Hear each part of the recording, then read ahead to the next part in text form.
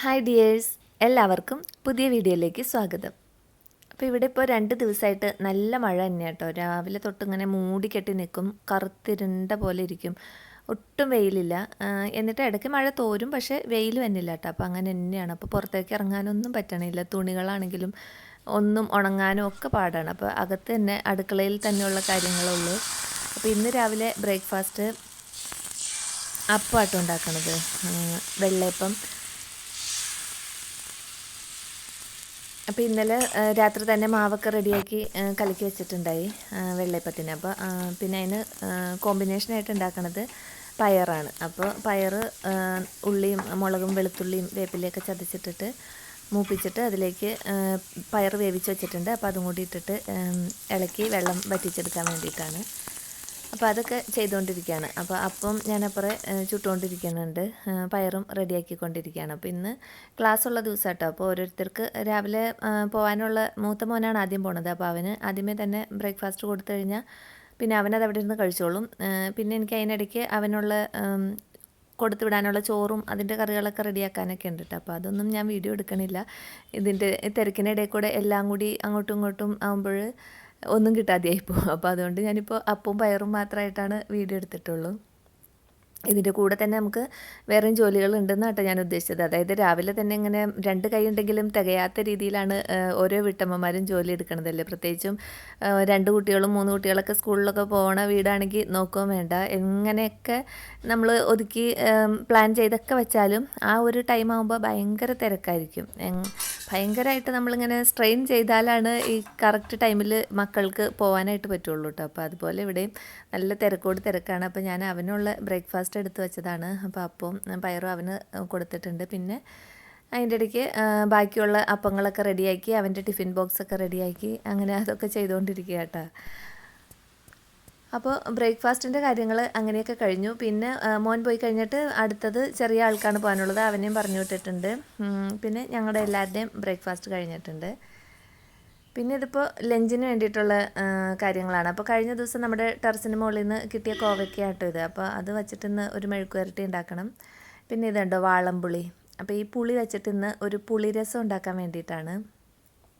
അപ്പോൾ ഇവിടെ അടുത്തൊരു വീട്ടിൽ വാളംപുളി മരമുണ്ട്. അപ്പോൾ അവിടെ നിന്ന് എനിക്ക് ആ പുളിമരത്തിൻ്റെ ചോട്ടിക്കട പോയപ്പോൾ എനിക്ക് കിട്ടിയതാട്ടോ ഇത്.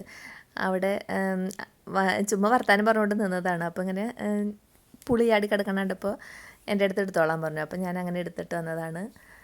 അപ്പോൾ ആ പുളി വെച്ചിട്ട് ഇന്ന് രസം വയ്ക്കാമെന്ന് വിചാരിച്ചു. അപ്പോൾ അതിന് വേണ്ടിയിട്ട് കുറച്ച് വെളുത്തുള്ളി, കുരുമുളക്, പച്ചമുളക് ആണ് വേണ്ടത്. ഞാൻ കാന്താരി എടുത്തിട്ടുണ്ട്, ചുവന്നുള്ളി, വേപ്പില ഇതൊക്കെ എടുത്ത് വെച്ചിട്ടുണ്ട്. പിന്നെ നല്ല ജീരകവും, പിന്നെ ഉലുവയും കായൊക്കെ രസത്തിന് വേണമല്ലോ, അപ്പോൾ അതും വേണം.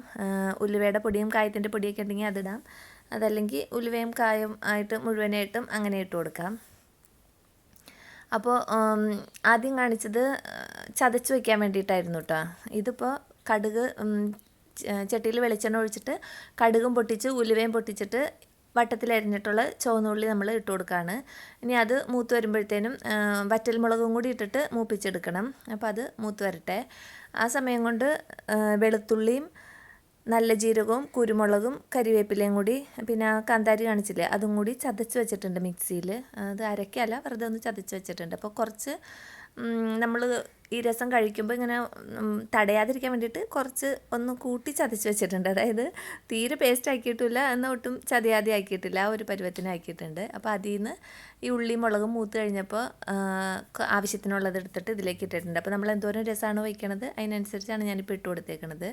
ഇതിൻ്റെ ബാലൻസ് ഉള്ളത് ഇങ്ങനെ തന്നെ ഫ്രീസറിലേക്ക് വെച്ചാൽ മതി. അപ്പോൾ നമുക്ക് അടുത്ത ദിവസം രസം വയ്ക്കാൻ നേരത്ത് എടുക്കാം.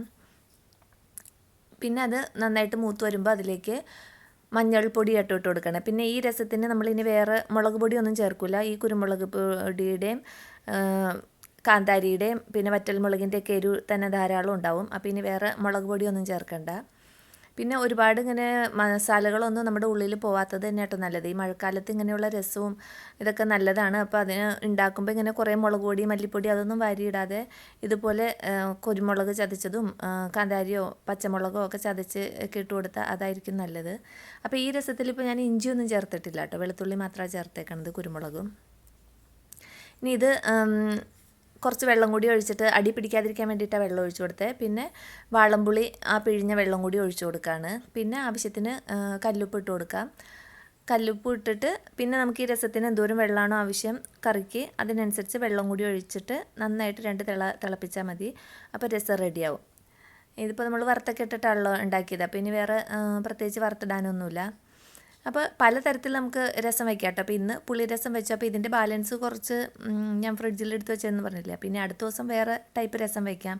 നമുക്ക് നെല്ലിക്ക ഉണ്ടെങ്കിൽ നെല്ലിക്ക രസം വയ്ക്കാം, മാങ്ങ രസം വയ്ക്കാം, തക്കാളി രസം വയ്ക്കാം, പരിപ്പിട്ട് രസം വയ്ക്കാം. രസം അങ്ങനെ പല ടൈപ്പിൽ വയ്ക്കാം. അപ്പോൾ ഞാൻ ഉണ്ടാക്കുകയാണെങ്കിൽ കാണിക്കാം കേട്ടോ. ഉണ്ടാക്കുകയാണെങ്കിൽ എന്നല്ല ഉണ്ടാക്കണം, എനിക്ക് വീഡിയോ പിടിക്കുകയാണെങ്കിൽ കാണിക്കാമെന്നാണ് ഉദ്ദേശിച്ചത്.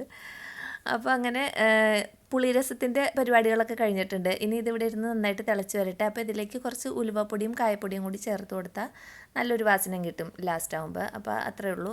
രസം അവിടെ ഇരുന്ന് റെഡി ആവട്ടെ.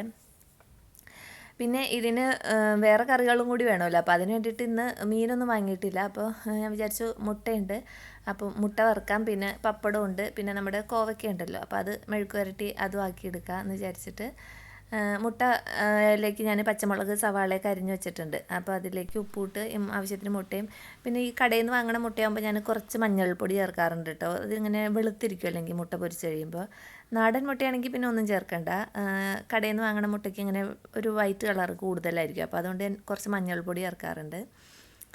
അങ്ങനെ അതൊക്കെ റെഡി ആക്കിയിട്ട് പിന്നെ മുട്ട ഫ്രൈ ചെയ്യാം കേട്ടോ. അപ്പോൾ ഓരോരുത്തർ കഴിക്കണ അനുസരിച്ച് മുട്ട ഫ്രൈ ചെയ്യണുള്ളൂ, അല്ലെങ്കിൽ തണുത്ത് പോകും. പിന്നെ ഉള്ളിയും മുളകൊക്കെ കുറച്ചുകൂടി ചതച്ചെടുത്തിട്ട് ഞാൻ കോവയ്ക്ക മെഴുക്ക് വരട്ടാനായിട്ട് ചട്ടിയിലിട്ടിട്ടുണ്ട്. അപ്പോൾ ആ ചട്ടി കോവയ്ക്ക മെഴുക്ക് വരട്ടുന്നതിന് മുമ്പ് തന്നെ അതിലേക്ക് പപ്പടം ഫ്രൈ ചെയ്ത് മാറ്റിയിട്ടാട്ടോ പിന്നെ കോവയ്ക്ക ഇട്ട് കൊടുത്തത്.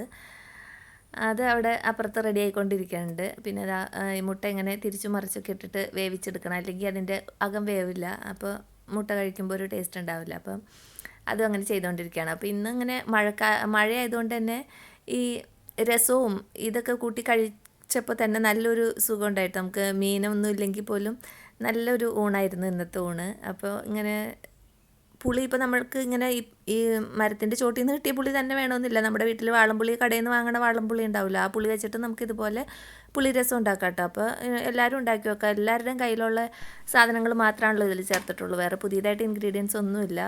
കുരുമുളകായാലും ഇഞ്ചി ഞാൻ ഇട്ടിട്ടില്ല, വെളുത്തുള്ളി, വേപ്പില ഇതൊക്കെ എല്ലായിടത്തും ഉണ്ടാവും. അപ്പോൾ എല്ലാവരും ഒന്ന് ട്രൈ ചെയ്ത് നോക്കുക. അപ്പോൾ ഇതാണ് കോവക്ക മെഴുക്ക് വരട്ടിയത്, പിന്നെ പപ്പടവും. അപ്പോൾ ഇന്നത്തെ ലഞ്ചും ബ്രേക്ക്ഫാസ്റ്റൊക്കെ വിശേഷങ്ങളാണ് കാണിച്ചത്. വീണ്ടും അടുത്ത വീഡിയോയിൽ അടുത്ത വിശേഷങ്ങളുമായിട്ട് വരാം.